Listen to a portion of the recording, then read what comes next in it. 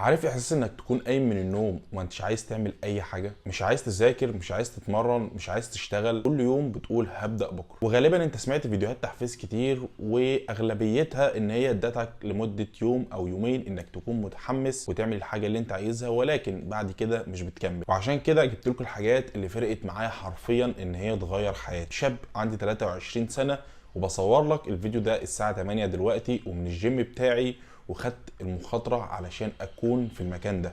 ودلوقتي اقول لك على 3 حاجات لو عملتهم هيفرقوا معاك في حياتك وهيخلوك عندك انتاجيه اكتر بكتير. بيقولوا ان فهم المشكله نص حلها، يعني لو عرفت مشكلتك ايه وبدات تفهمها غالبا انت حليت نص المشكله. بص، كلنا عندنا لحظات مش بتكون عايزين نعمل فيها اي حاجه، مفيش حد فينا عنده طاقه 100% طول الوقت. بس الفرق بينك وبين الشخص الناجح اللي محقق هدفه مش ان الناجح دايما متحفز، لا، الناجح دايما عارف هو ازاي يلتزم حتى لو هو مش فايق او مش في المود. يعني العاده اقوى من الحماس بكتير جدا. يعني لو انت مثلا هدفك انك تتمرن، هدفك انك تشتغل، هدفك انك تذاكر، خلي الحاجه دي عاده يوميا ان المفروض تعملها كل يوم، ما ينفعش تفوتها حتى لو انت مش في المود. تاني حاجه قانون ال5 دقايق. اخدع عقلك. يعني ايه قانون ال5 دقايق وازاي القانون ده هيشتغل معاك اصلا؟ لما تكون حاسس انك مش قادر تعمل الحاجه دي، مش قادر تتمرن، مش قادر تشتغل، قول لنفسك انا هعمل الحاجه دي لمده 5 دقايق بس، وبعدها لو مش قادر اكمل هوقف. اكبر عقبه ممكن تقابلها البدايه. ممكن الكسل بيجيلك بسبب انك اصلا ما انتش عايز تبدا. فلما تقول لنفسك هعمل الحاجه دي 5 دقايق بس وهوقف، عقلك بيبدا يتاقلم وبيحس ان الحمل خفيف جدا وبتبدا من غير مقاومه. وبعد ما تبدا هتلاقي نفسك كملت في الحاجه دي تلقائي، لان غالبا اول ما 5 دقايق يعدوا من الحاجه وانت بتعملها بالفعل هتلاقي نفسك دخلت في المود وكملت الحاجه دي للاخر من غير ما تحس. تالت حاجه ربط الهدف بالمجهود. اعرف انت عايز ايه. لمجرد انك بتحدد هدفك وتعرف انت عايز ايه فطبيعي هتلاقي نفسك شغال عليه ووصلت للي انت عايزه من غير ما تحس. عاوز ايه؟ عاوز فلوس كتير،